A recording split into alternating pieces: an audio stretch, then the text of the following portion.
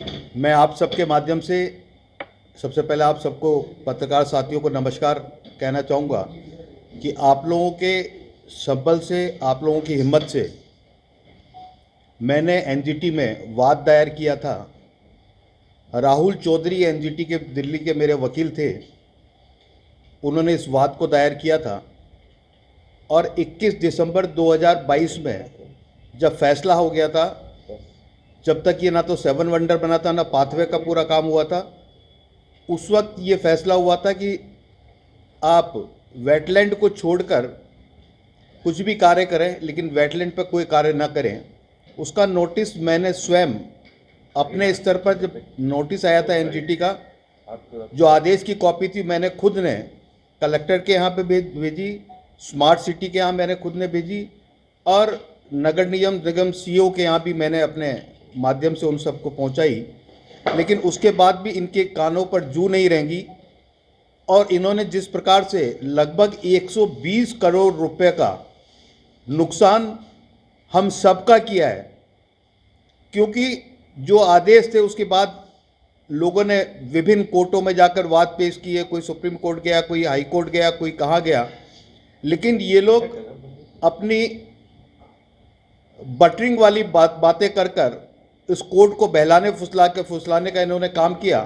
लेकिन न्यायपालिका अटल रही और उन्होंने ये आदेश दिया कि किसी भी हालत पर, जिस स्थिति में पहले था, कृत्रिम जो मिट्टी आपने जमा कर इकट्ठी करके वो 7 वंडर बनाया है, वो गलत बनाया है। और इन्होंने अधिकारियों ने कहा बहुत खूबसूरत लग रहा है, आप उसे आकर देखें। लेकिन जब न्यायपालिका की फटकार पड़ी और 17 तारीख को सुधांशु जी पंत को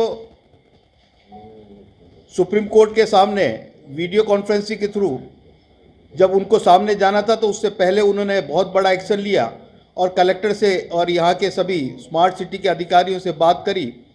तो उन्होंने माना कि निश्चित तौर पर अब तो हमको इसको तोड़ना ही पड़ेगा। तो इन्होंने सबसे पहले फूड कोर्ट को तोड़ने का काम किया, उसके बाद गांधी उद्यान को तोड़ने का काम किया और उसके बाद 7 वंडर को तोड़ नहीं रहे हैं। ये 7 वंडर जो हमारे गुलामी का प्रतीक है, उसकी मूर्तियों को, उसको सबको संवार रहे हैं, उनको बड़े तरीके से निकालने का प्रयास कर रहे हैं कि और कहीं दूसरी जगह स्थापित कर दें।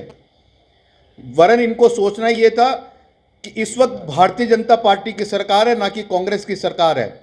और अगर इस प्रकार का वंडर कुछ बनाने ही थे तो स्वामी विवेकानंद हो, महर्षि दयानंद सरस्वती अलाबाई हो, इनके झांसी की रानी लक्ष्मीबाई हो, इनकी अगर मूर्तियां लगाई जाती तो मैं समझता हूं कि हमारे हित में होता। और इन लोगों को, जिनकी जो 7 वंडर है, जो हमें हमारी गुलामी का याद दिलाते हैं, इनसे कहीं दूर हम चले जाते हैं। जो अनासागर जिस रूप में था, जिस तरह से था, उस रूप को बिगाड़ने का काम इन्होंने किया। इस अनासागर में पहले जब पानी आता था तो पहाड़ों से पानी आता था, ना कि सीवरेज का पानी आता था। और पहाड़ों का पानी एक शुद्ध जल होता था जिसको पीने के लिए भी काम लिया जा सकता था। लेकिन आज वो पानी सीवरेज का पानी होकर और एक जहरीला पानी बन गया है, जिससे दुर्दशा इस झील की हो रही है। साथ में झील को जिस तरह से इन्होंने पाटा, जिस तरह से उसको छोटा किया, छोटा करने से इस शहर के अंदर बाढ़ की स्थिति पैदा हो गई कि पानी का गैस जो पहले 16 फीट हुआ करता था, उसको 13 फीट पर लाकर इन्होंने छोड़ दिया। तौर पर ढलान से पानी वापस, आपने देखा होगा कि हमारे एक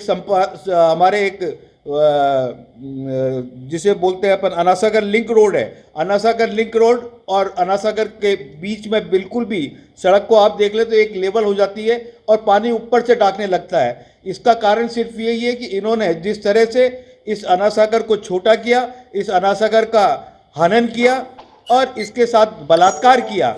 मैं कहना चाहूँगा कि जिन अधिकारियों ने इस पे चांदी कूटी है, उन अधिकारियों पे कार्रवाई होनी चाहिए और उन अधिकारियों से पैसे वसूल करने चाहिए। और अब जनता को मैं कहना चाहूँगा, अभी तक जनता सड़कों पे नहीं उतरी, लेकिन अब सड़क पे उतरना चाहिए, क्योंकि ये पैसा हमारा खुद का जो टैक्स का पैसा है, उस पैसे से ये 120 करोड़ रुपए का सत्यानाश होगा। आज़ाद पार्क में जिस प्रकार से कॉम्प्लेक्स बना दिए गए, एक मकान बनाने के लिए आदमी जब जाता है तो उसे नक्शा पास कराना पड़ता है, टाउन प्लानर के पास जाना पड़ता है कॉमर्शियल नक्शा पास कराने के लिए। और आज़ाद पार्क में कॉमर्शियल दुकानें बना दी जिनका नक्शा पास नहीं हुआ, कॉमर्शियल कॉम्प्लेक्स बना दिए, मतलब कि स्पोर्ट्स के कॉम्प्लेक्स बना दिए गए। जो आज़ाद पार्क नाम हुआ करता था उस पार्क को इन्होंने बिल्कुल ख़त्म कर दिया। उसी प्रकार से मल्टी स्टोरी बिल्डिंग्स बनाकर इन्होंने हॉस्पिटल का निर्माण किया। क्या इनका किसी का नक्शा इन्होंने स्वीकृत करवाया? क्या इनका किसी का नक्शा पास कराया? किसी का नक्शा पास नहीं हुआ और इन्होंने स्वतः ही इसको बना लिया। इसलिए मैं आपके माध्यम से कहना चाहूँगा, जो गलतियां इन्होंने करी है इन गलतियों की सजा इन अधिकारियों को जरूर मिलनी चाहिए, यही मैं कहना चाहता हूँ। अगर आपको हमारा ये वीडियो पसंद आया हो तो इसे लाइक और शेयर जरूर करें और हाँ, हमें सब्सक्राइब और फॉलो करना न भूलें ताकि आप अपने क्षेत्र और प्रदेश की कोई खबर मिस न करें। तो जुड़े रहिए हमारे साथ और देखते रहिए